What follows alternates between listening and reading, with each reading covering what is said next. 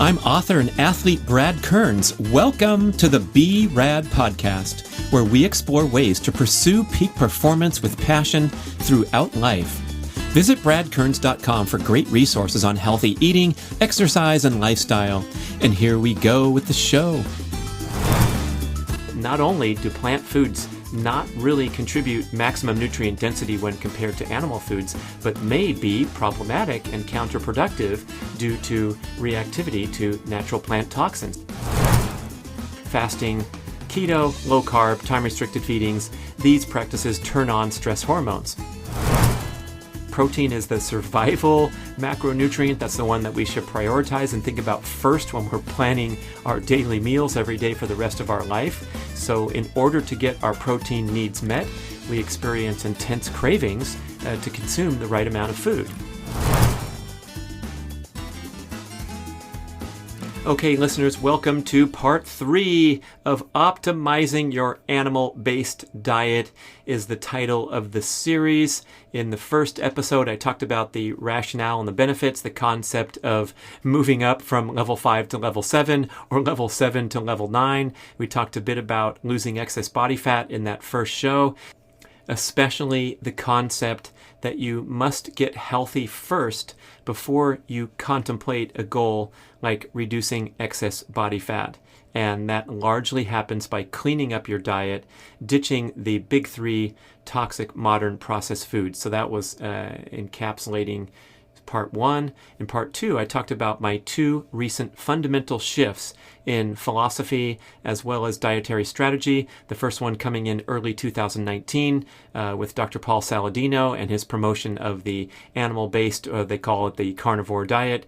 Dr. Shawn Baker, a huge influence too, being that he's over 50 years old, setting world records. So these 2 leaders, very thoughtful, very well researched and communicating this idea that not only do plant foods not really contribute maximum nutrient density when compared to animal foods, but may be problematic and counterproductive due to reactivity to natural plant toxins. And that was a real eye-opener and has sent me on a path of no return, whereby I am no longer emphasizing things like salads or stir fries or green smoothies, and instead are going for the most nutrient-dense foods on the planet, which are found in the animal kingdom. So that was the first major shift that I identify. And then the second one has been here in 2022, inspired strongly by the Jay Feldman Energy Balance podcast, and I guess he calls it the bioenergetic model of health, whereby you want to give your cells optimal fuel, optimal nutrition at all times to minimize the stress of your peak performance and athletic recovery efforts. His slap in the face one-liner that he spoke to me was fasting, keto, low carb, time-restricted feedings, these practices turn on stress hormones. Now, if you're highly fat adapted, that might not be such a big deal, but when I'm going for optimal, like I talked about in the first show, the difference between what's possible and what's optimal, I want to keep an open mind and be reflective, and that has led me to conclude and test out this idea that I no longer need to fast or restrict carbohydrates because I'm trying so hard to perform athletically and recover. So the keto diet, the time-restricted feeding, the fasting, all these are wonderful tools to clean up your act and get away from this disastrous pattern of unregulated, unfettered consumption of processed foods, overconsumption, disease patterns, things that we see with the modern population across the planet. But if you take that context away for a second and say, hey, I want to be healthy, energetic, you might as well adhere to this concept of eating more nutritious foods, becoming more active, and building and maintaining lean muscle mass throughout life. The great quote from Rob Wolf, if you want to live longer, lift more weights and eat more protein. And the great quote from Dr. Tommy Wood, he told me several years ago that when he's talking to his healthy, active clients, he counsels them to consume as much nutritious food as possible until they gain a pound of fat, and then dial it back a little bit, and that's when you realize that you are optimally fueled for cellular energy at all times. Listen to my interviews with Jay Feldman to learn more about that. So that's what I covered in part 2, and now as we get to part 3 and certainly part 4, because I have so much content to discuss this carnivore scores food rankings chart in great detail. So what I want to do is take you through every category that's listed on there and give you some of the rationale and benefits for including the highest ranked foods in your diet and emphasizing them. So we're going to talk about bone broth, we're going to talk about oysters, we're going to talk about liver, we're going to talk about grass-fed red meat being superior to chicken, pork, and even fish. So that's what we'll get into in these next 2 shows. But I think before we go into the highest ranking foods, we should start by mentioning what's noticeably absent from a chart ranking the best foods and trying to optimize your diet. And that, of course, are the big 3 toxic modern foods. And we have special attention to the wonderful food creations that are designed to make us addicted and make us overconsume. There's great books about this, like The Hungry Brain from Dr. Guyane and Wired to Eat by Rob Wolf, but they call them hyper-palatable modern foods, typically pairing sugar and fat together to kind of hijack the dopamine receptors in your brain, even trigger the opioid receptors whereby they take on addictive properties, especially sugar. There's been a lot written about that. And in Wheat Belly, the best-selling book by Dr. William Davis, talking about the addictive properties of the gliadin protein contained in modern wheat. And other examples of pairing sugar with fat, things like ice cream, potato chips, desserts, Starbucks drinks, bread and butter, French toast with butter and syrup, and on and on. So when we can get over into an animal-based, nutrient-dense diet, what happens is we experience this tremendous satiety such that we no longer pace around with a hankering for a daily dose of ice cream or whatever your go-to hyperpalatable processed modern foods are. And animal-based foods nourish us at the cellular level in a profound manner such that it optimizes the appetite and satiety hormones that are so sensitive. You've heard of my interview with Dr. Ted Naiman, co-author of the PE diet, that stands for protein to energy ratio, and he talks about the protein lever theory, or the protein leverage theory, which proposes that our cravings and our overeating of these hyperpalatable processed modern foods are all driven by a deep biological drive to consume sufficient protein to survive and thrive. Protein is the survival macronutrient. That's the one that we should prioritize and think about first when we're planning our daily meals every day for the rest of our life. So in order to get our protein needs met, we experience intense cravings to consume the right amount of food. And if that food is heavily weighted toward bowls of cereal with non-fat yogurt and the sweets and treats and the potato chips and the ice creams, the protein leverage theory contends that you're going to overeat these foods in a futile attempt to meet your protein requirements. So if potato chips, I believe Dr. Naiman was quoting things like 5% protein and ice cream is 7% protein or something. So 93% of the calories are not going to hit these biological and these genetic switches. That means you're going to be eating and eating and eating because you're not truly satisfied. There's a whole bunch of vital nutrients found in concentration in animal-based foods. I think I pasted this list from Dr. Al Dannenberg's book. Eat Like Your Life Depends on It, I believe is the title.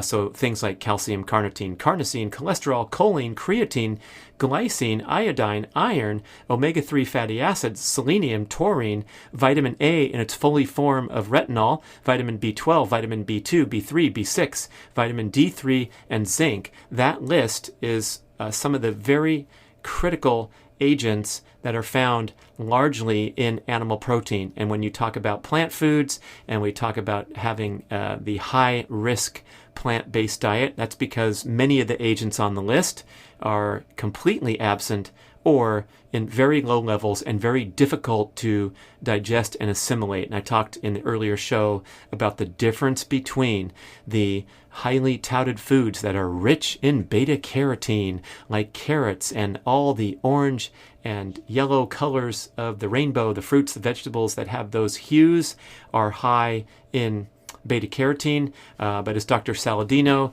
describes in detail assimilating beta-carotene and converting it to the usable form of vitamin A called retinol is 21 times more complex chemical reaction than consuming vitamin A in its full form as you would get in a huge dose from liver. And that's one reason why liver is off the charts as the world's most nutrient-dense food. So that with that transition, I take you right into the Carnivore Scores food rankings chart.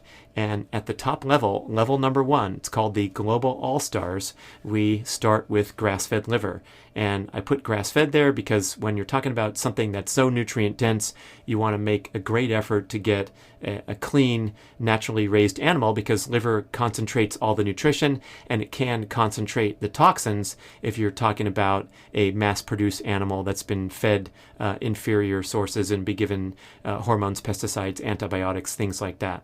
And as far as budget friendly, when you look at this Carnivore Scores food rankings chart, yeah, I'm putting in some of the very premium products like salmon roe is on the top list as one of the best foods, quite expensive at the sushi bar or in the small glass jar at the natural foods market. But things like liver are incredibly affordable. So you can navigate this chart exceptionally well on a strict or extremely strict budget.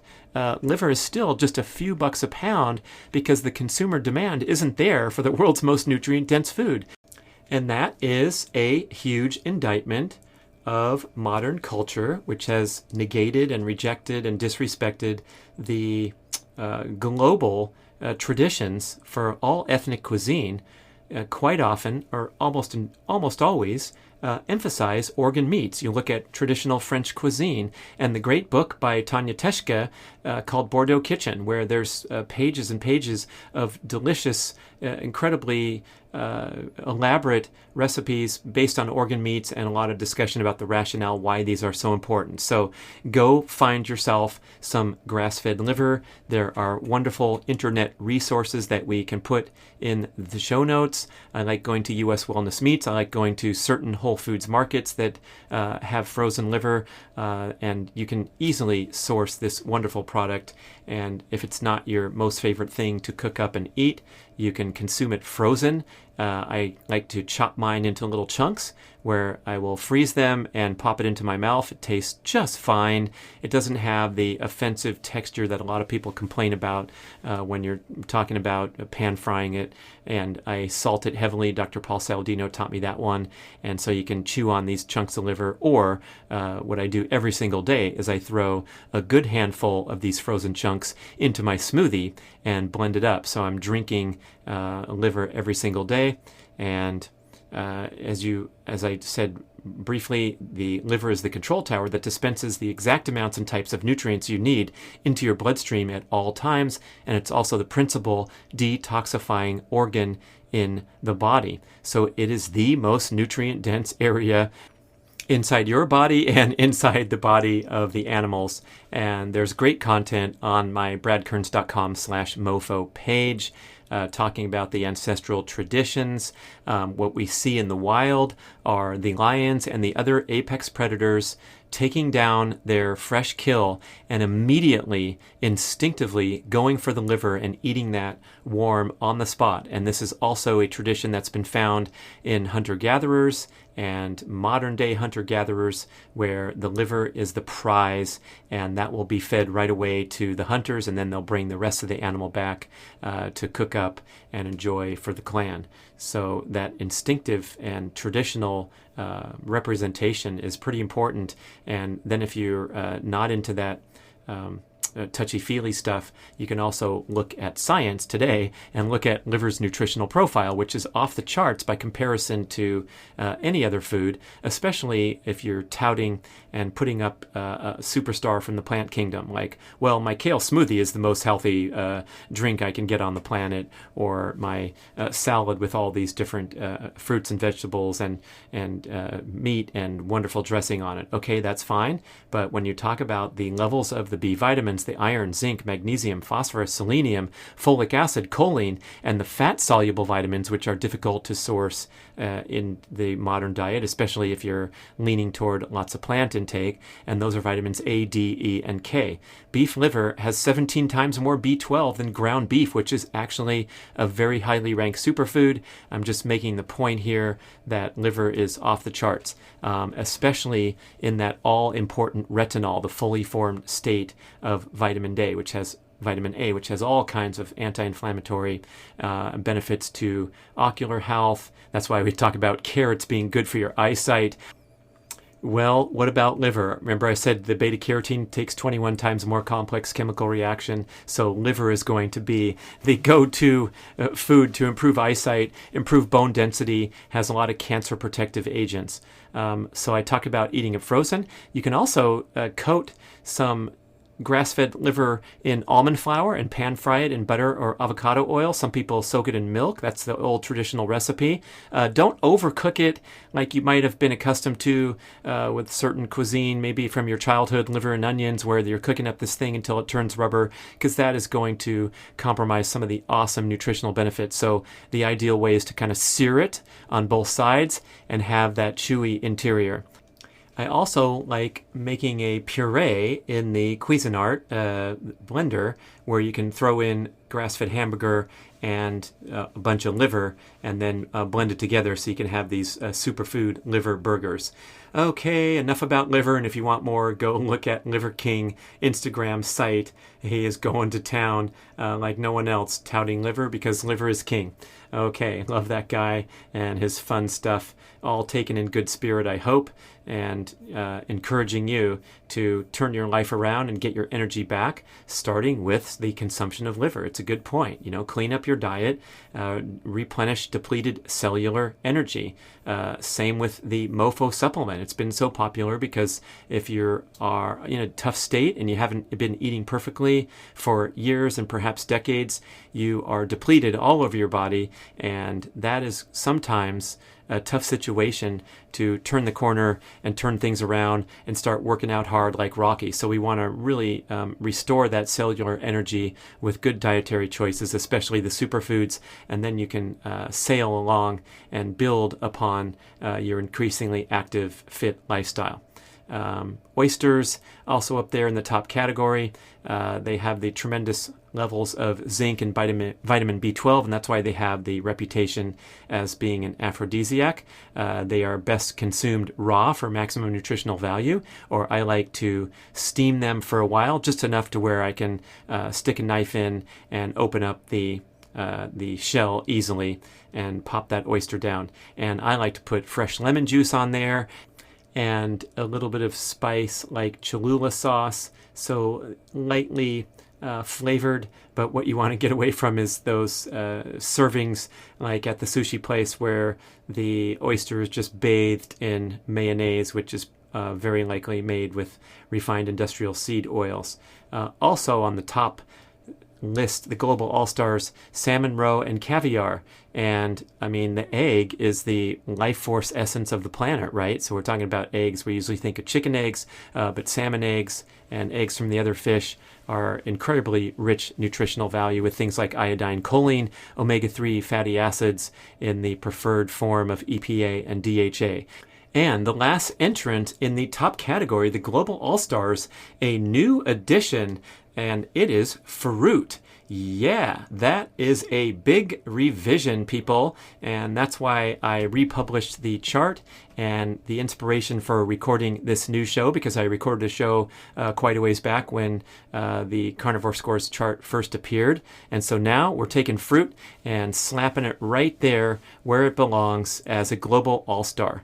If you think about it, this has been a centerpiece of the ancestral diet and human evolution for so long, the ripening of the fruit in those ripening seasons on the planet. And in fact, in our ancestral experience and our evolutionary experience, the ripening of the fruit and the gorging on that fruit allowed us to add excess body fat to go into the long, dark, cold, harsh winter a little bit more protected for the times when food was scarce. And so this having fruit as the centerpiece of the ancestral diet played an important evolutionary role. You might not appreciate hearing that today, the idea that fruit can help us add excess body fat. And indeed, fruit has received a bad rap, even in the primal paleo ancestral health realm, for being too high in sugar, easy to convert into fat because the fructose in fruit needs to be processed in the liver before it can be burned in the bloodstream. We've heard that fruit has been overly cultivated these days to be more sweet and with less antioxidant values, and we've been writing about this for quite some time, but with a lot of things where you want to step back and reckon and recalibrate, fruit is one where I've had a major rethinking in recent times. And so I'm urging you to maintain an open mind as well. It is the most easy to digest, the least offensive food in the plant kingdom, along with honey, that has the least amount of natural plant toxins. In fact, fruit is designed to be eaten. The plant wants you to consume the fruit, and then in the perspective of evolutionary biology and botany, the idea is that the creature that consumes the fruit will then poop the seeds out somewhere else, and the fruit will achieve its basic evolutionary goal of surviving and reproducing, passing on offspring. So it adheres to the same evolutionary guidelines as the human and all other animals. It's funny to think of fruit in that context, but this is true, legit stuff, that the berry bush is serving up those berries in August or whenever it ripens, so that creatures can consume them, poop them out, and more berry bushes will flourish on the planet. Unlike the plant toxins and the discussion we had there, where they do not want to be eaten in the categories of roots, seeds, stems, and leaves, because you're pulling the plant out of the ground and destroying it and killing it, and therefore the defense mechanism that the plant has are these chemicals designed to ward off predators like humans. So fruit's in a different category. There are no objections to consuming it from that plant toxicity standpoint. Of course, there's all kinds of nutritional benefits to fruit, and that is why, like it or not, it's bumping up to the Global All-Stars list. And if you listen to my 4-part series of reflections on the energy balance concept in my 2 interviews with Jay Feldman, you'll know that I'm on a experiment that's 4 months and counting here to make a concerted effort to, early in the morning, right after I do my morning exercise routine, to eat a huge bowl of fruit and make that effort overall to consume a ton of fruit from largely years of putting it aside in the name of getting my paleo, my primal, and my keto membership card stamped every day with a smiley face. And this has been a wonderful experiment. It's been illuminating. It's been eye-opening.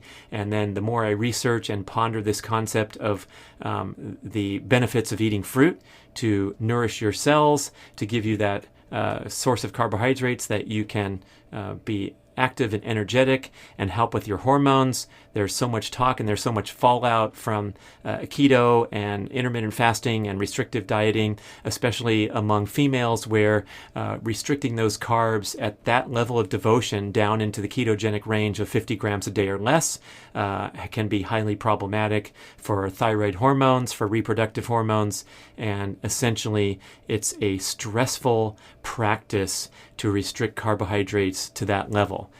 Now, there's so many people that have benefited from that, and keto has changed their life, and they've lost a ton of weight, and they feel alert, energetic, and they no longer have gas, bloating, digestive pain because they've cut back on overall carbohydrate intake. And we're going to have to largely argue that the things that have been eliminated have produced a health awakening, because the processed carbohydrates and perhaps the high plant toxin carbohydrates were the things that were really causing a problem. And I can't imagine there's too many humans out there, and you probably would agree with this assertion, that merely isolating and cutting fruit out of your diet can produce a health awakening. In fact, it's probably a good thing to consider bringing back into the game. And I stand here a bit embarrassed and ashamed for the act of splitting hairs in the primal paleo messaging that I've been a part of for the last 14 years to put fruit in this category of, yeah, kind of sugary, easy to overdo it, can cause you to add excess body fat, and then saying with vegetables, go to town, stuff your face with the leafy greens and the cruciferous vegetables that we now know can be potentially problematic in sensitive people, and probably a lot of people out there are sensitive. So you would probably call this a flip-flop if I was a politician. So I will proudly stand here and say, A, I'm not a politician, and B, happy to flip-flop when the cause is warranted. So there's a big, huge plug for fruit. However, if you are minimally active, insufficiently active, and if you are consuming a significant amount of processed foods, and then you go to Weight Watchers and they say, fruit gets 0 points, you can eat apples all day and it doesn't go against your scoreboard, yeah, that's not going to be a great idea, and it can contribute to fat accumulation if you're already an unhealthy individual. Again, because fructose is processed in the liver, and so the liver happens to be where you convert excess carbohydrate calories into fat, and so it's the most lipogenic of all forms of carbohydrate, fructose is. But that's neither here nor there when you're out there taking walks and doing your workouts and burning a lot of energy, even if you're not a fitness freak, burning a lot of energy running around all day and demanding a high cognitive function. So that's when fruit can step in and be tremendously nutritious, easy to digest. Jay Feldman even talks about drinking fruit juice, and people scream in horror. And of course, the whole fruits are going to be the best source. But when we're talking about this lipogenic, this negative energy about fruit, we're talking about leading authors writing an entire book about the dangers of excess uric acid in the body coming from overconsumption of fruit. I think we have to zoom out a bit and realize that a lot of the research and a lot of the adverse health consequences are coming from people that eat too much shitty food and don't exercise enough. Okay, that's my take on the whole thing. And we've also made an effort to rank fruits in the books and content that we've produced over time. And berries are the best because they have the most antioxidants and they have the lowest glycemic value. And then tropical fruits have been dissed a little bit because they tend to have lower antioxidant and a higher glycemic response. So we say stay away from those mangoes, papayas, and try to get more focused on the berries. And for me right now, I'm also going to call BS on myself for worrying about that too much and trying to steer people away from the tropical fruits, which are colorful, have a lot of nutritional value, and when it comes to ranking, hey, berries might make a case for ranking higher with a bit more on the scoreboard of antioxidants, or they have it, the ORAC scoreboard. ORAC stands for oxygen radical absorbance capacity, and it's ranking the highest antioxidant foods, and the berries are going to score higher than the other tropical fruits. But whatever fruit you enjoy, of course, try to source locally and emphasize in-season fruits. But if it's wintertime and you can go to the store and find something good from Mexico or from a distant location, go ahead, because it certainly has minimal ejections in comparison to that kale smoothie that you've been drinking in the name of health, or the salad or the stir fry. And oh my gosh, that brings me to the comments about my sticky note. Yes, indeed. I had this little message here, hearing some good commentary from the respected author, Dr. David Perlmutter, who says you shouldn't eat any fruit at all in the wintertime because our genetic expectation is that we do not receive any carbohydrates in the winter because they're not available. They're not ripening in a natural way anywhere. And by doing so, we're kind of overriding this circadian rhythm and our genetics, whereby if we are to consume fruit and other heavy carb intake in the winter, we're going to be more likely to store those calories as fat because our body is in hibernation mode when we have to endure these long, dark, cold winters. And so that seasonal variation in our fat burning and our hormones and our genetics is all validated by science, but I had the sticky note, and I made a good effort over the last several winters to just completely avoid fruit in the name of honoring my genetics and my ancestral past. And now I have this awakening. I slap myself in the face. I look in the mirror, or I look into the microphone, and I ask you, my friend, what effing winter are we talking about these days? There is no such thing as this freezing cold, harsh, dark, cold winter, because we turn on lights and we artificially lengthen our days to our preference every month of the year. We are going into artificially lit health clubs and doing our same workout patterns that we might be doing in the summer. Some people ramp it up in the winter because it's too hot in the summer, right? So we're not sitting around in caves weathering the conditions and thereby trying to honor our ancestors without reaching for the fruit. Last winter, when Southwest Airlines had their 2-day sale for $80 flights to Hawaii from the mainland, we binged on that, and we went to Hawaii 4 times during the winter on jet airplanes, which my ancestors didn't have, and we did hot, sweaty hikes and ate a ton of tropical fruit. So you see what I'm getting at when we have this obsessive adherence to the ancestral model in the name of health. Sometimes we have to shrug our shoulders and say, look, we're not in ancestral times. So the idea, while valid on the surface, that wintertime is a time of fat storage, less activity, less carbohydrate intake, hey, guess what? That does not fly when you're getting on a jet airplane and going to Hawaii. Do you get my point here? So the ancestral example, of course, is the most validated scientific study of all time, and it's a great way to navigate modern life. And as Mark Sisson always said from the start, what we're trying to do is adapt the ancestral model into the realities of hectic, high-stress, digital modern life. And speaking of that, I'm going back to Tommy Wood's quote where he cites actual research that today's elite athlete, high-performing athlete, does 6 times more caloric energy expenditure in a day than the busiest hunter-gatherer of all times. So that could mean that today's modern human that has fitness ambitions like myself and is burning calories at the gym and doing crazy stuff like, for example, running on a treadmill, our ancestors would never think of such a thing because they did the bare minimum physical work necessary to survive. They weren't training for any events or lifting anything that wasn't contributing to the shelter they were building. So if we're burning more caloric energy and reaching for more lofty athletic heights today, we might have that green light to go out of our way to consume additional sources of carbohydrate to help perform and recover for these athletic endeavors. Okay, so I'm no longer psyched about ranking fruits and hair splitting here and there, but there are some concerns if you want to wade deeper into this.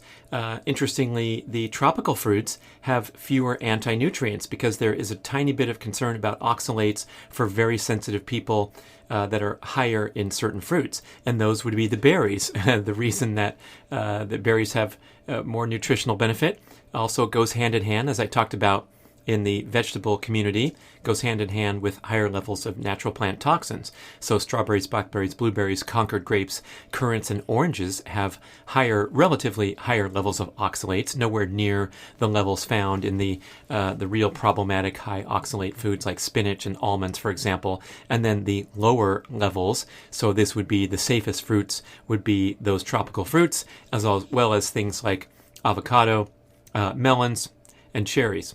So, wild fruit is obviously going to be the best choice or the highest ranked. That means pulling over on the side of the road on the Oregon coast during the summertime with your picking devices and you're going to town. So that's pretty difficult to find when you want to go purchase a basket as opposed to go picking on your own. But that definitely deserves credit as the best, most nutritious. Local, organic, in season would be next down the ranking. And we want to definitely prioritize organic, even though it costs more, when you are consuming the skin or the skin is difficult to wash. So when we're talking about berries, of course, organic is super important, especially things like strawberries, which have reported to have the most offensive pesticide chemical used routinely. So prioritize organic when you are consuming the skin, and then don't worry about it if you are consuming a fruit where the skin is not consumed and is nice and thick that you peel off. So an avocado, a melon, the tropical fruits, of course, organic is going to be better in certain ways, maybe a little bit more nutrient density, but certainly not a concern with pesticide exposure because of the protective coat of the avocado, the melon, the tropical fruit. And yes, indeed, the overly cultivated stuff is a little annoying. So when you see a perfectly presented basket of blackberries that are giant, a lot of times these are kind of watery and deficient on flavor because of all the cultivation and the manipulation of, let's say, a natural wild offering of blackberries. So nutrient density, a little bit of a thumbs down. Transported from distant origins with a bigger carbon footprint, also a thumbs down. So when you're getting the giant blackberries flown into the big box store from Chile and buying them in January, that pales in comparison to picking your own pail on the Oregon coast in the summertime. But again, we do the best we can. And when that fruit availability is there and someone flew a pineapple over from Hawaii to your local big box store in the wintertime, go ahead and enjoy it, okay?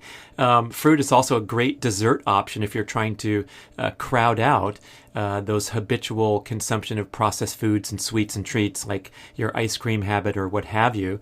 And speaking of hyperpalatable foods and the trouble that they can get us in, come on, fruit is so naturally satisfying with so much fiber and water content that it's very difficult to get into trouble taking your hall pass and going and consuming fruit.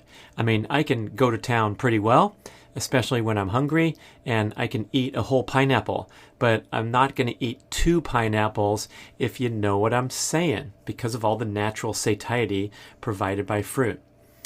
All right, so that is row number 1, the Global All-Stars, grass-fed liver, oysters, salmon roe and caviar, and fruit. And then right below them in the tiered ranking system on the Carnivore scores chart is animal organs.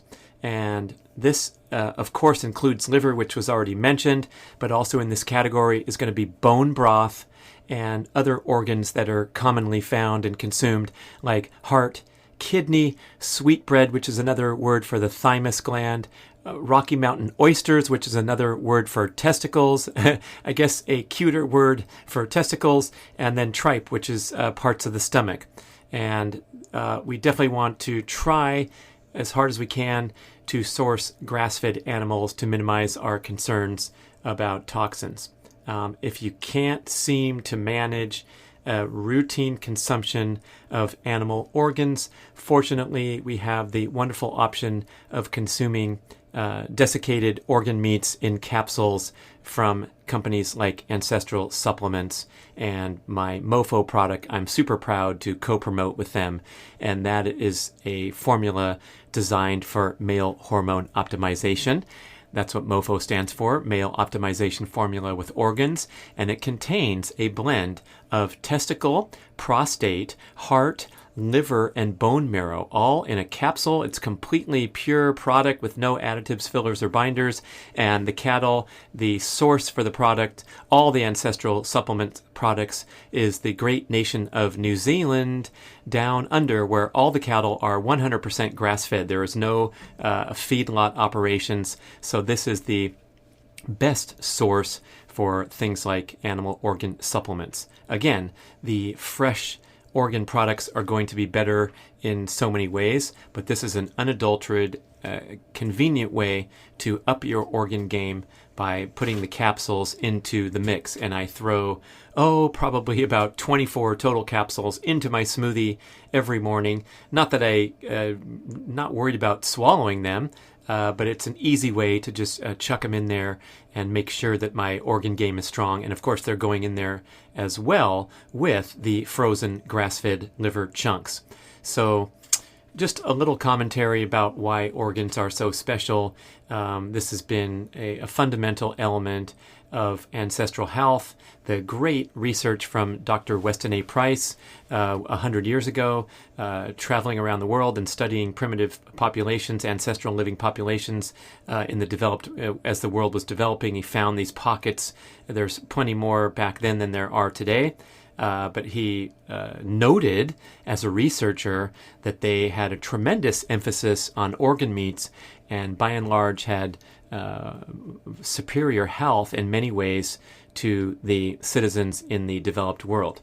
And so he believed that this nose-to-tail consumption of animals was a key contributor, and that discovery, a quote-unquote discovery, was simply observing people that were still preserving their ancestral habits.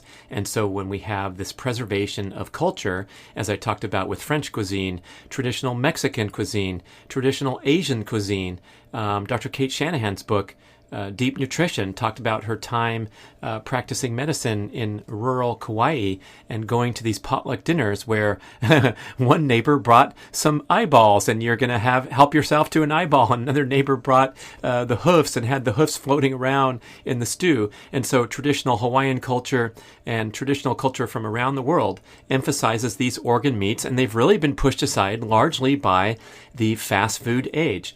And I recommend you read this wonderful book that's now over 20 years old called Fast Food Nation by Eric Schlosser. And he talks about the rise of the burger chains in America back in the 50s, post-war, and how it transformed culture and took us away from all these traditional practices like sitting down to a family home-cooked meal and the traditions that grandma brought to her offspring and that were still preserved until that day came when you could get in the car and hustle over to McDonald's and go to the drive-through window and not make any effort after a long, busy day running around chasing after kids or whatever. Now you could show your love to the family by bringing home some fast food. And it was a major shift in culture and a major destruction to whatever nutritional benefits we had from preserving a little bit of our ethnic cuisine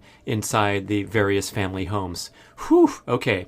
And going back even further, Chinese medicine. This has been a fundamental tenet for thousands of years. And this concept of consuming an organ to support the health of the corresponding organ in the body. So Ancestral Supplements website. Also more commentary on this as well as my MoFo page, but it's this concept of like supports like that has been seen in Chinese medicine. It's been seen by ancient Aztecs and other ancient populations. I talked about how the animals in the wild go instinctively right for the liver and the other organs. Dr. Weston A. Price with ton of commentary here. And then we go into the scientific laboratory and we see the amazing nutrient density of these foods. And Dr. Kate Shanahan, who's one of the great skeptics and challenge thinkers around, you can hear her commentary on our numerous podcast interviews. I said, what do you think about this like supports like, where if you're consuming testicles, it's going to help with testosterone production? And she said, well, if you refuse to believe it and you're skeptical about any of that ancestral tradition in Chinese medicine, what you can validate is that testicle is rich in the very specific agents that are important for testosterone production in the body. So we put these in a group and call them proteins, peptides, enzymes, cofactors, and molecular biodirectors. That's what like supports like is all about. And some of it cannot be validated on a spreadsheet. But you can look at the rich nutritional value, the things that I already mentioned about liver in the opening, vitamin A, D, E, K, the B12 family, the B complex family, coenzyme Q10. So for example, so if you consume heart, we've long known that CoQ10 is really good for heart function, helps with mitochondrial energy production, has antioxidant benefits, and heart happens to be high in coenzyme Q10. So if you believe nothing else, at least you are taking the specific nutrients that nourish the corresponding function of those organs in the body. Bone broth should also be mentioned here in the list of organ animal organs. And bone broth is the distillation of the agents contained inside the bones from prolonged cooking. So what you're doing is leaching out all the wonderful nutrients that are inside the bone marrow and the connective tissue and turning them into a drinkable beverage. And what I'm talking about here is authentic bone broth that's made from cooking bones for a long period of time. A couple days is typically how you do it when you're making your own bone broth at home. And the end product, when you refrigerate it, should be gelatinous. So it's jiggly in the fridge. You can heat it up in a pot or microwave and have a drink of bone broth in liquid form at room temperature or at high temperature. But that's the distinction between real bone broth and then things that are labeled broth when you go and buy the cartons at Trader Joe's and it says chicken broth, beef broth, and that really should be more properly termed stock. So that's just kind of the water that drips out when you're cooking a chicken, but it's not so dense in the important nutrients that make bone broth a superfood. And those would be things like collagen and glycosaminoglycans. Those agents are nourishing your own connective tissue in your body. So that's why collagen has exploded as a huge category for nutritional supplementation. It helps your hair, skin, nails, and connective tissue become nourished. And guess what? When we're eating this modern processed foods diet or the emphasizing the muscle meats like beef and steak, we are not getting much collagen. So the way to get collagen is through bone broth or consuming meat that has the bone attached. And so Dr. Kate Shanahan's book, Deep Nutrition, she talks about the 4 pillars of human nutrition being fresh foods, fermented foods, meat on the bone, and organ meats. And boy, was that an awakening to read that wonderful book and realize, even though I was really trying hard to eat healthy and I was full on primal and making all the good choices, I was really emphasizing the fresh foods. That would be fruits, vegetables, and even fresh meat. I wasn't eating any organ meats. I wasn't eating much meat on the bone, and I wasn't eating many fermented foods like sauerkraut, kombucha, things that are rich in probiotics. So I was like getting a minus grade or a failing grade on 3 out of the 4 pillars of human nutrition. So we want to make a concerted effort to increase our consumption of collagen. Of course, you can do that with supplements. I love taking the Primal Kitchen collagen powder and putting that into the smoothie as well. But the best source of collagen could be bone broth, as well as consuming meat on the bone with the bone inside. There's great research that your natural internal collagen production starts to decline pretty significantly, around 1.5% per year after age 30. And this is one of the main drivers of wrinkled skin and brittle joints that characterize the aging process. One interesting thing about collagen with the research is that it has what's called a tropic effect on the body, which means when you consume collagen protein, it travels through the bloodstream and is deposited in areas where it's most needed. So if you have a problematic area of brittle connective tissue or brittle joint, like the long-time Achilles tendon problem, that is where the collagen is going to directly nourish and help rebuild those areas of most need. And Mark Sisson talks about that in some of his podcast commentary when he first came out with his collagen product and was testing out collagen from other sources and realizing that his lifelong complaint of a pretty raw and ragged Achilles tendon was magically getting better when he was hitting the collagen hard. Same with glycosaminoglycans, another agent that helps you make new and improved connective tissue and repair wounds more quickly. So collagen and glycosaminoglycans act as lubricants and shock absorbers for your joints. Other benefits of bone broth, you may have heard about the heal and seal properties. So it has a beneficial effect on improving your gut lining, which quite likely has become imperfect, inflamed, and permeable due to the widespread health condition of leaky gut syndrome driven by the consumption of natural plant toxins and becoming overwhelmed with lifelong consumption of these foods to whereby your gut function is imperfect. And if anyone listening experiences routine bouts of gas, bloating, transient digestive pain, irregularities with elimination, these are signs that your gut function may be imperfect. And so this heal and seal effect of bone broth has risen it to the forefront to where you can Google things like bone broth healing diet or the GAPS diet, GAPS, that stands for gut and psychology syndrome, whereby bone broth being the centerpiece of people who can heal from all manner of illnesses and conditions, including those in the mental health category, because gut function is so strongly correlated with mental health. So the GAPS diet and bone broth as a centerpiece has been known to help combat conditions like depression, anxiety, ADHD, and autism spectrum conditions.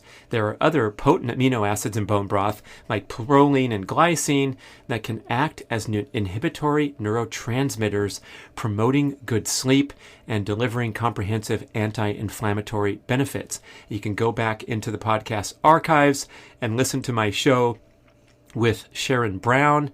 She is the proprietor, the founder of Bonafide Provisions, which makes one of the best bone broth products you can find on the market. They come in bags in the frozen section at quality superfoods markets, or you can order on the internet as well. But Sharon talked about her foray into the world and to the business of bone broth was driven by severe health problems with her young son, and he got better from going on to a heavy-duty bone broth diet. So this pretty much closes out the first two sections of the Carnivore Scores Food Rankings chart, the Global All-Stars and the Animal Organs. We have much more to cover in the upcoming episodes, and I will leave you urging you to emphasize these top two tiers.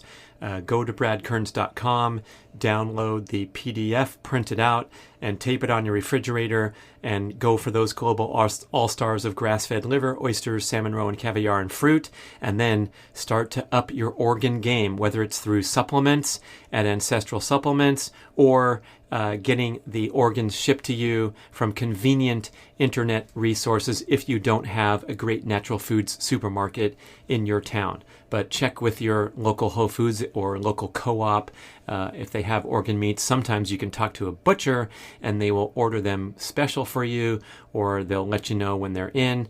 I found uswellnessmeats.com to be a great resource for organs, and Brian Sanders' website, my former podcast guest, nose2tail.org, another great internet resource.